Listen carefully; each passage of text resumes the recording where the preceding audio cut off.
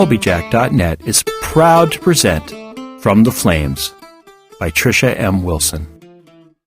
The people of the fire, the Blesa, led by their queens, have ruled the island of Alfeyju and oppressed the Driva, the people of the ice, for more than 16 generations.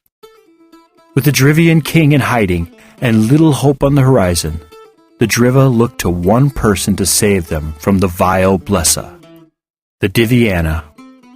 According to legend, the divinely gifted Diviana will one day overthrow the Blesa and restore the Drivian King to his rightful throne. But with the search having lasted for more than 400 years, will the Diviana ever come to light? Willow is the slave of the Raskpil family. Bought at the age of 4, 20 years have passed since her life irrevocably changed. Her existence is no worse than any other slave, but within, Willow wonders if there isn't something more she should be doing with her life other than serving the ungrateful. Ordered to travel with her master's family to Sondertoft, so her master's adult children can take part in an ancient rite of passage, Willow is shocked when she learns that she too must participate. Will she fail, as all before her have? Will she rise to the challenge and become stronger after passing through the flames? Episode 94, Chapter 51, Unfinished Business. Silence rang through the hall. Nobody moved, nor breathed, as all saw their king, the king they'd believed would be their new leader, lying dead on the floor.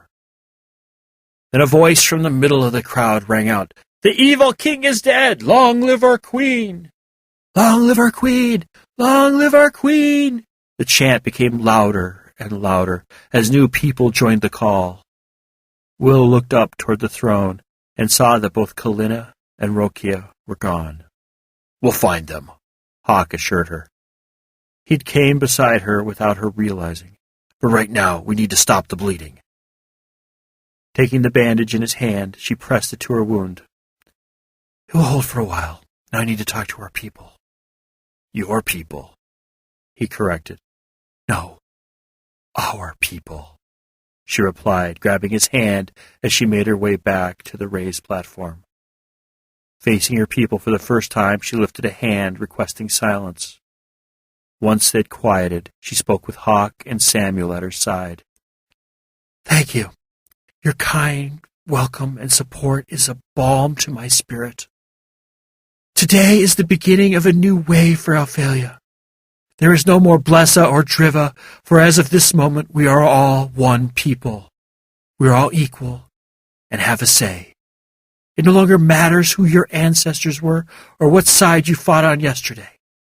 Today is a new beginning, and the slate is clean for all. I vow to lead you in peace and prosperity with the help of your own leaders. No longer will the queen or king have full say over the affairs of your village or region. I shall create a council of village and region leaders where all will be able to tell of their problems and disputes, and together we will come up with a solution. In the following days, you shall know more about the changes I intend to make. But trust me that any changes I make will bring happiness to the majority of the people. Celebrate and have no fear for the future, because the gods have sent you a liberator from the oppression you have been under for hundreds of years." The crowd cheered and pressed close to Willow, swallowing her up within its arms. Their long oppression was over, and now they had someone worthy to lead them into the future. Hours later, when Willow was finally able to get away from the people of Eldrin and the doctors who'd sewn up her stomach wound, she'd hid in an empty room and called to Hawk. "Hawk, where are you?" "I'm talking with Samuel. Give me a minute and I'll come to you. I've got news." Willow sat before the empty fireplace, but with a flick of the wrist she had a comforting, blazing fire going. It looked as if it had been alive for hours instead of seconds. "Today has been eventful?" Val asked. "Exhausting. Can you believe the change of things in the last few hours?" "I can," Hawk said, moving to sit down in the empty chair. "I always knew you'd be able to defeat him. Never a doubt in my mind. Thanks. What's the word on Rokia and Kalina? Samuel's men found and killed Rokia. I know you wanted him alive, but he tried to kill one of them, and it couldn't be avoided. His body is being brought here as we speak. As for Kalina. What? What's wrong? She asked, sitting up straighter. We can't find her. You what? I thought you could transport to anyone. I can, usually, but Samuel and I think she's using some type of cloaking magic which blocks my ability to find her. Where'd she get that type of magic? There are other people in the world who can do magic, Val reminded. You may have the most abilities, but others can do some neat tricks when they put their mind to it.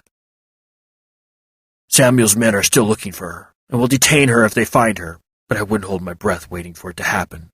I think she's gone underground. Damn, I really wanted some answers from her. So did I. But until she's found or turns herself in, we won't get them. I want her description known to every person on this island. I want to know the second anyone sees her. I want, no need, answers. Hawk laughed. You're taking a leaf out of the Queen's old book. You do realize that, don't you? Yes, but unlike her, I won't have my men kill Kalina. I want her alive and unharmed. She needs to answer for her crimes in front of the tribunal I set up. A sudden knock at the door stopped their conversation. Enter. A member of the Sacred Guard entered the room and said, Your Highness, there are some local leaders here to see you. They say they have important matters to speak to you about. So it starts, Hawk said as they left the room after telling the guard that they'd be there very shortly. Haven't even been queen for a day, and you're already at the mercy of your people. They could have at least let you have the day off. If it wasn't important, I'm sure they wouldn't have bothered. That's what you think. Willow smiled. I'll let them and every other leader I come in contact with know that my doors are always open, as long as they give me a day's notice. That might stop them from dropping by whenever they feel like it. And give me time for a life, she said, squeezing his hand. A life? You want a life? I don't think queens get lives. Hawk, she said, trying not to laugh at his serious tone. Also, don't you now have to marry a lord, now that you're queen? I did see one earlier today who I think would be just perfect for you. He's really short, got a very large nose, and he has this giant wart on the tip of his chin. I think you two would make the perfect couple. The last words had barely left his mouth before he saw Willow start after him. Laughing, he ran down the hall, Willow happily following. Epilogue. 6 months later. Those men are going to drive me crazy, Willow ranted as she walked into her sitting room. I know, but you're the one who wanted them to have a say in the running of Alfeyju, Hawk reminded her, sitting down in his favorite chair. They were still living in the palace, though Willow had plans of getting out of the monstrosity as soon as things calmed down a little, if they ever did. And I'm beginning to think that was a mistake, she said, drinking in the sight of him. Every day she thanked the gods that they were together, never taking even a moment for granted. After the fall of Queen Silverland and King Aluak, Willow and Hawk had put down a few rebellions across the land. One group had been angry that their newly crowned king was 6 feet under, and that she had taken over rule. Another group, however, had been angry that she had freed all the slaves. While it hadn't been difficult to repress the rebellions, the long days and nights of fighting, along with the bloodshed, had put a strain on their relationship. Now, however, with everyone having reasonably accepted Willow's changes, things were going well, and Willow had the feeling that Hawk would propose to her any day now. Instead of talking about those old geezers, who, by the way, you should tell to grow up and act their age, don't you think you've put off telling him long enough? Val asked, still Willow's constant companion. Put what off? Hawk asked. You've both been putting something off, Val said. Buck up, boy. Now's as good of time as any. Val, Willow said, feeling embarrassed. She knew what he was talking about. Don't pressure him if he's not ready. But I am, Hawk said, suddenly on his feet. Digging into his pocket, Hawk said, I planned on doing this a little differently, but as Val said, Now's as good of time as any. Getting down on one knee, he held out a ring. Willow, I love you with all my heart. I have since the moment you first bumped into me in Sondertoff. It would bring me the greatest joy if you would become my wife, my partner in life. Yes, Willow said, staring down at him. It would make me the happiest woman on earth to become your wife. He pulled her into his arms, and she squeezed him tight, unable to contain her excitement. Your turn, Val said. Tell him and get on with it. Tell me what? What is he talking about? Hawk asked, only moving far enough away to look into her face. Do you remember when I came back from the dead and I told you I was immortal? Yes, and I asked you what that meant for us, and you told me to trust you. What I didn't tell you was that I have the ability to make one other person immortal with me. I can turn them into a human phoenix. But why didn't you tell me before? Hawk asked, sounding hurt and confused.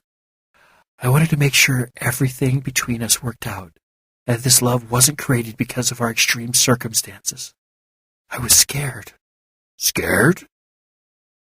You know how Sigurd and Kalina's betrayal hurt me? I was scared you might. Willow couldn't finish her sentence, but Hawk could. You thought I might turn on you too. Not really, and now I know you never would, she said, her hands fluttering over his arms and shoulders, trying to comfort him. And I know our love is true and strong. So will you allow me to turn you into a phoenix? Yes. I want to spend eternity by your side, and if by becoming a phoenix I can do that, then yes. Willow gave him a quick kiss before pushing him back. Go stand over there. As he moved, Adelina came into the room and said, You called? Yes, we need you, Val said. She's turning him into a phoenix. Took her long enough. What was the hold-up? Adelina asked, sitting next to Willow. Her insecurities and other human foolishness makes me glad not to be human. Yes, it is much better being a stick. For your information, I am not a stick. I am a... Could you two stop bickering long enough to do this? Willow asked, only barely able to hold back her laughter. If Adelina and Val had been humans, they could have passed themselves off as an old married couple with all the bickering they engaged in. Right. Know the spell? Of course she knows the spell, Val answered. Why else would she be here doing this? If you'll be quiet, we can get on with this. Willow exchanged an amused look with Hawk before focusing on the task at hand. Willow closed her eyes, focusing on gathering every ounce of energy and magic within her body. In the name of the goddess Skade, and by the will of all the gods and goddesses in the heavens, turn this mortal immortal and allow him an infinite number of rebirths. Before her eyes, beams of light struck Hawk, lifting him off his feet. A glow, an aura of energy surrounded him. The earth rumbled and shook, much as it had when Willow had first touched Val all those months earlier. The light brightened until it was blinding, and then suddenly disappeared, leaving the room as suddenly as it had come. How do you feel? Willow asked. I feel great, Hawk said, pulling her into his arms. I'm getting married to the most beautiful, generous, and loving woman on earth, and we're going to be together for eternity. How could I feel any other way? When do you want to get married?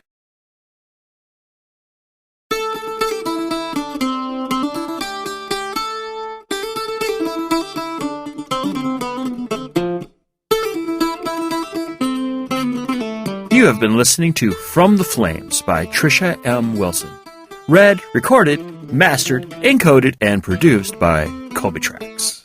This work is released under a Creative Commons 3.0 Attribution, Non-Commercial, Share-alike license. Do what you want with it, just don't try to profit from it. Heaven knows we can't. If you have any questions, comments, or rants you wish to share with us, we can be reached at Colbyjack at Colbyjack.net. That's COLBYTRAX @COLBYJACK.net. Yep, I sing it too. If you want to follow the exploits of Trisha in Twitterland, just search for Lady Trisha W on Twitter, or follow the ever-dashing, courageous, hardworking, intelligent, and immensely humble Colbyjack on the Twitters as well. If you find that you can't just wait to find out what will happen with Willow, the strong dude and the annoying dude, be heartened to know that From the Flames is available from Amazon, Barnes & Noble, and Smashwords, as well as from our little shop. Didn't you know about our little shop? Why, yes, we have a little shop located at shop. That's SHOP. .Colbyjack.net. That's shop.Colbyjack.net. Yeah, real original there. There you will find the latest ebook versions of all our works in both Mobi and ebook, all DRM free, as well as audiobook versions of such works as Firmware Hijacked and Proxy, as well, naturally, as well as From the Flames. The audiobooks differ from the podcasts in that the headers and bumpers only run once, and the episodes are grouped into hour-long episodes for easy burning to CD or for downloading on the go. If you find you don't need any stuff, but just want to thank us monetarily for our efforts here, just head on over to Colbyjack.net, select either audio or visual, and look for the donate button located on the blog roll. Well, anyway, thank you for listening, have a wonderful week, and remember to be fabulous.